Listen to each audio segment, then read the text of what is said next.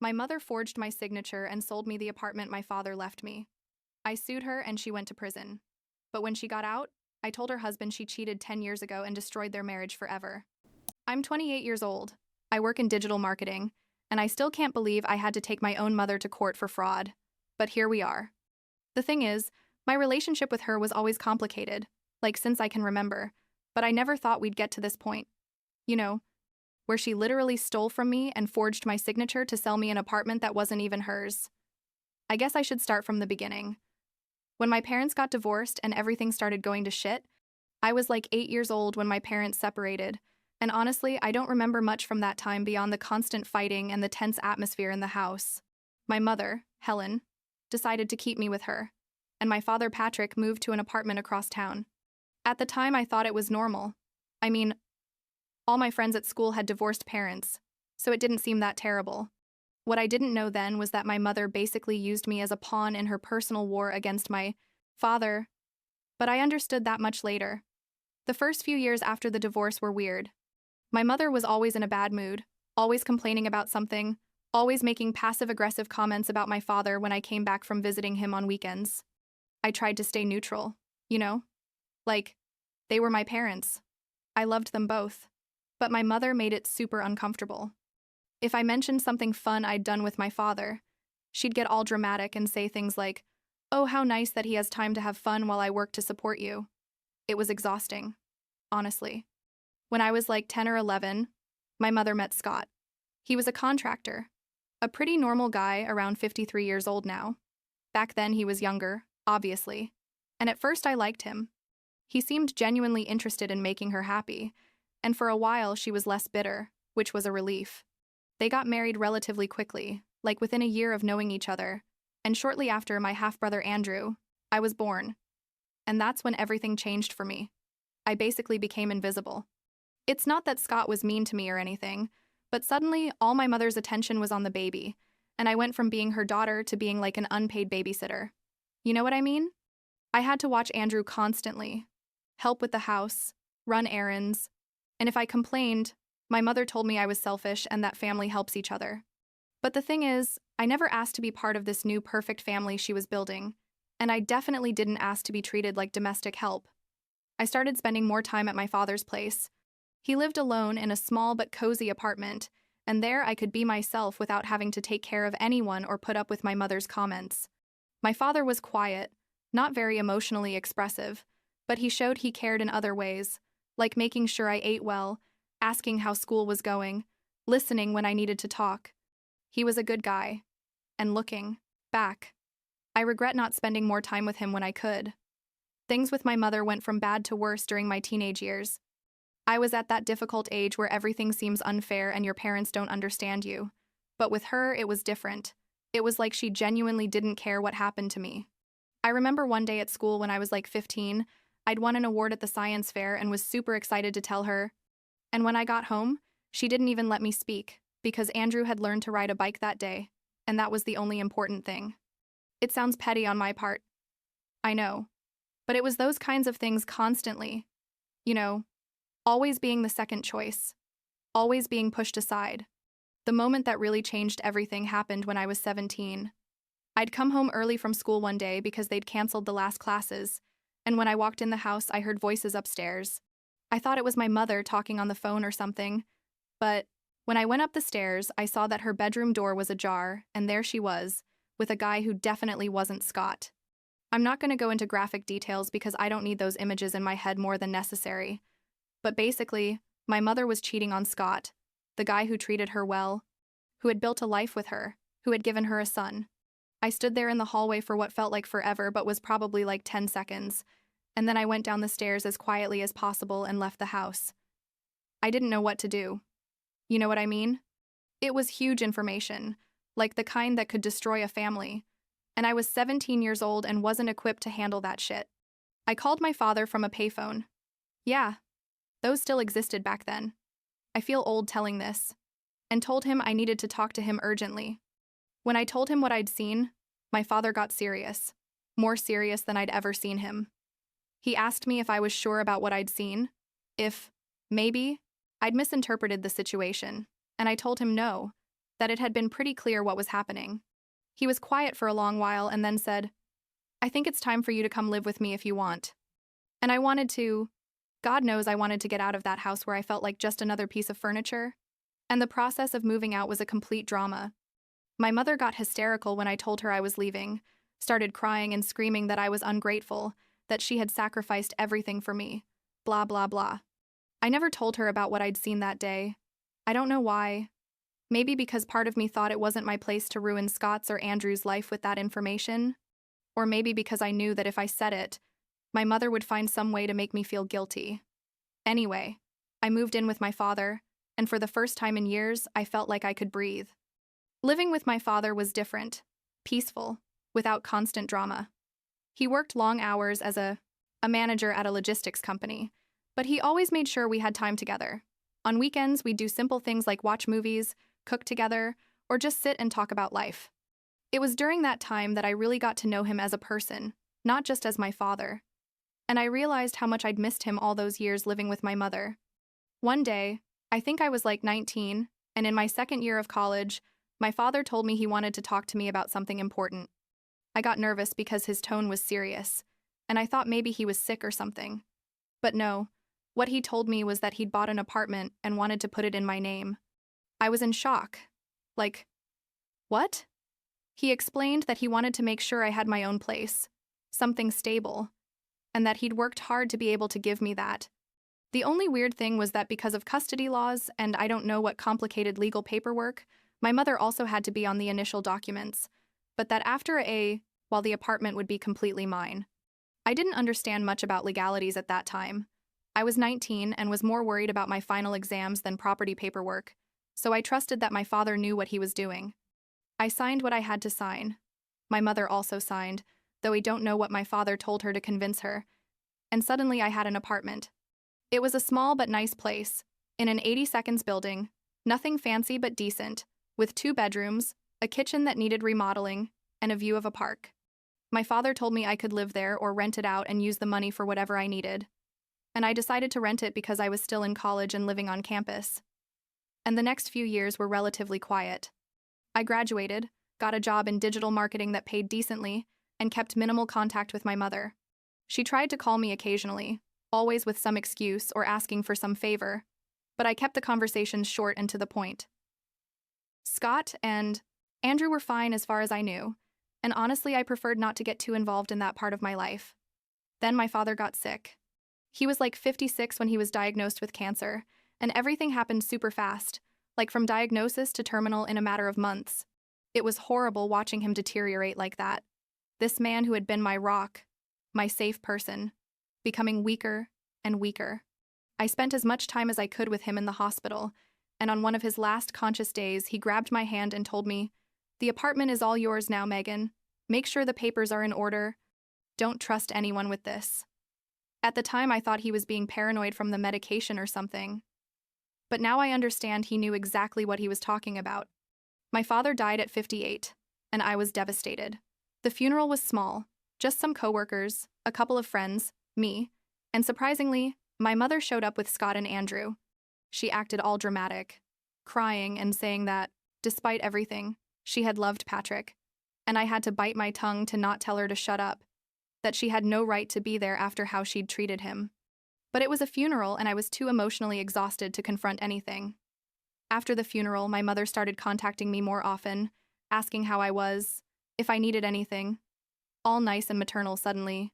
I was vulnerable from my father's death, and I guess part of me wanted to believe that maybe she had changed, that maybe we could have some kind of functional relationship. She invited me to dinner several times, asked about my work, and I let my guard down, which was a huge mistake. About 6 months after my father's death, my mother called me and said she needed to talk to me about something important.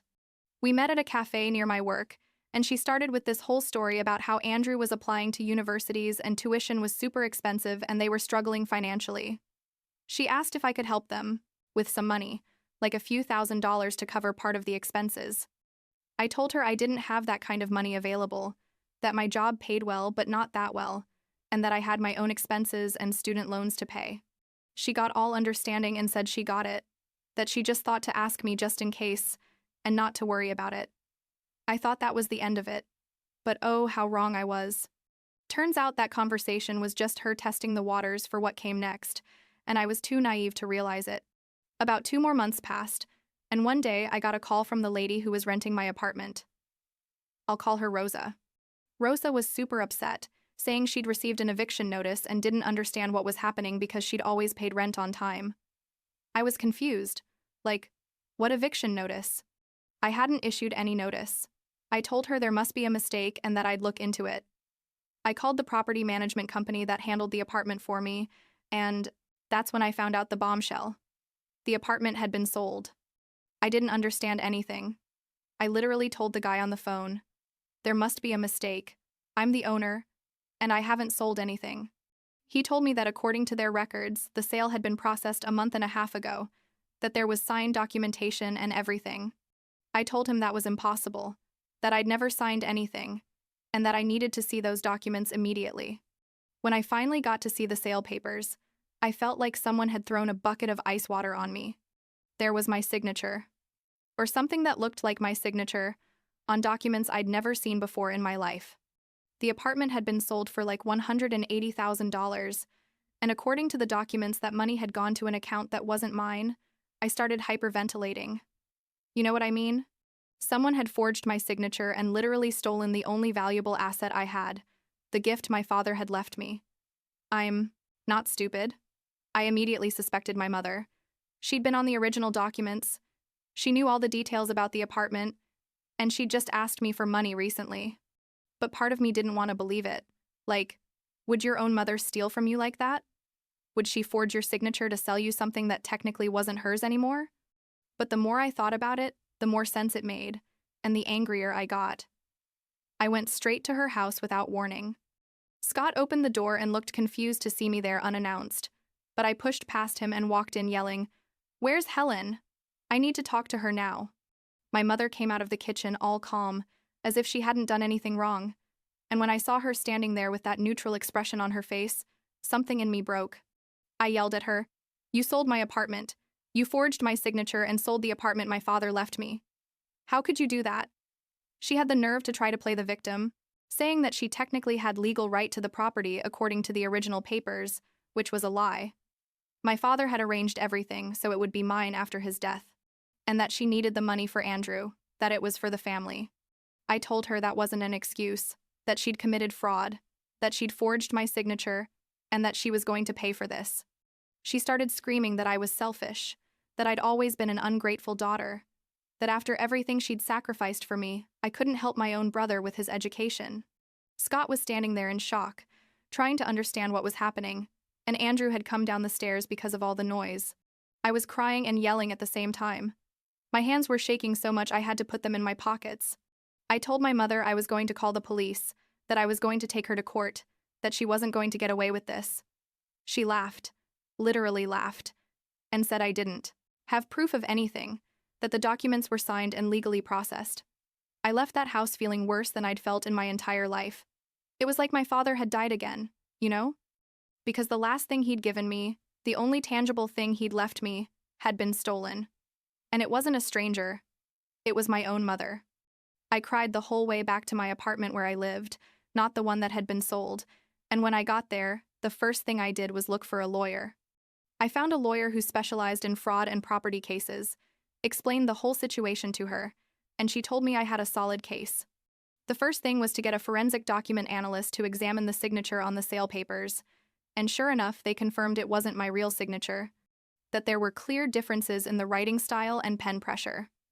We also got bank records showing that the money from the sale had gone directly to a joint account my mother had with Scott. The legal process was long and exhausting. We had to file lawsuits for fraud, document forgery, and basically theft.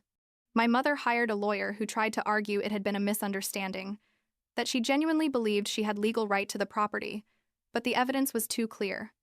The forensic document experts, the bank records, the testimonies, everything pointed to her having planned all this deliberately. During the process, my mother tried to contact me several times, leaving voicemails where she begged me to drop the lawsuits, saying I was ruining Andrew's life, that Scott was considering divorce, that I was destroying the family. And I thought, I'm destroying the family? Not her with her lies, her infidelity that I'd kept secret for years, and now this fraud? But I didn't respond to any of those messages. I had nothing left to say to her. The trial was a complete circus. My mother arrived all dramatic, crying in front of the judge, saying she'd only wanted to help her younger son, that she'd made a mistake in a moment of desperation.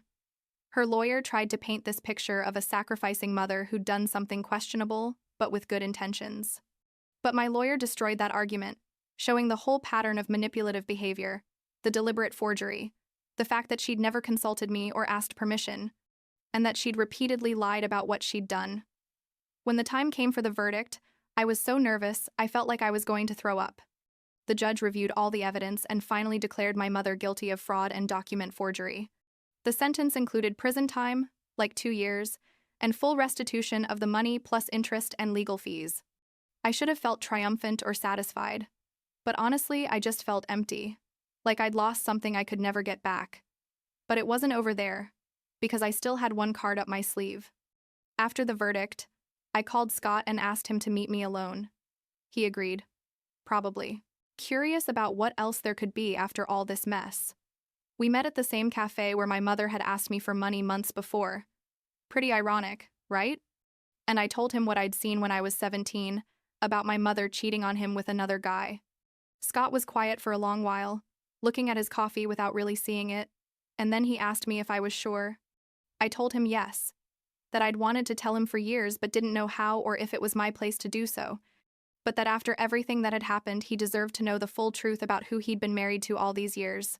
He nodded slowly, thanked me for telling him even if it was late, and left without saying much more. A month later, I found out Scott had filed for divorce. I can't say I was surprised. He's a good guy and doesn't deserve to be with someone who's lied to and betrayed him repeatedly. Andrew, my half-brother, is in college now, paying his own tuition with loans and part-time jobs, and while I feel bad for him because it's not his fault to have Helen as a mother, it's also not my responsibility to fix the problems she created. My mother served her prison sentence. She got out like 6 months ago.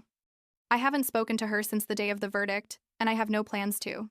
She tried to send me a letter a while back, one of those apology letters where she basically tried to justify everything she did and asked me to forgive her, but I threw it away without reading past the first paragraph.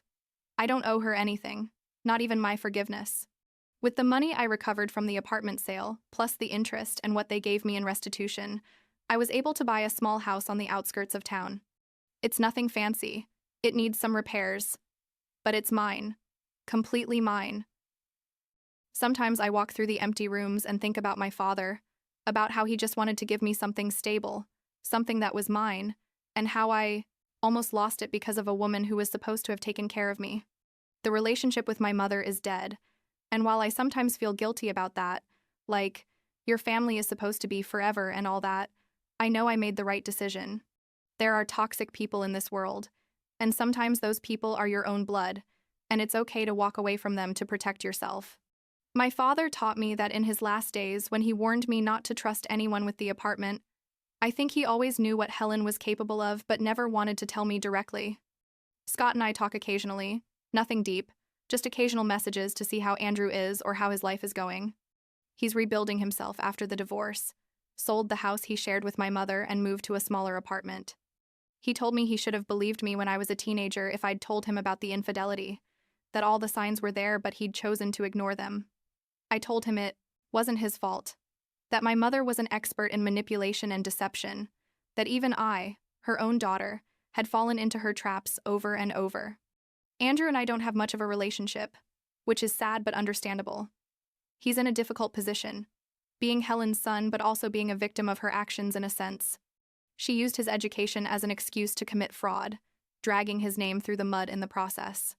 He sent me a message after everything was over, apologizing for what his mother had done even though he had nothing to do with it.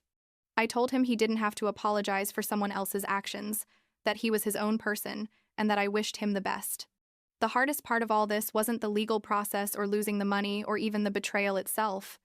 The hardest part was accepting that the person who's supposed to love you unconditionally, who gave you life, is capable of hurting you so much without apparently feeling remorse. My mother never gave me a real apology, never admitted what she did was wrong beyond saying it was a mistake or desperation. Even now, after having served time in prison, she still sees herself as the victim of this story. I'm in therapy now, which I probably should have started years ago, and my therapist helps me process all of this. She tells me it's normal to feel this kind of ambiguous loss.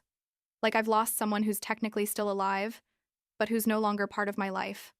I'm also working on letting go of the anger, because carrying it only hurts me, not her.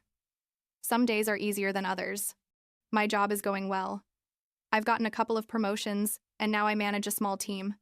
I go out with friends, I have hobbies, I'm trying to build a life that isn't defined by family trauma. It's weird to think that just a couple of years ago I was in the middle of lawsuits and constant drama, and now I'm in a relatively peaceful place. It's not perfect. I still have bad days where I think about everything that happened and get angry again, but they're less frequent now. The house I bought with the money from the apartment is slowly becoming a home.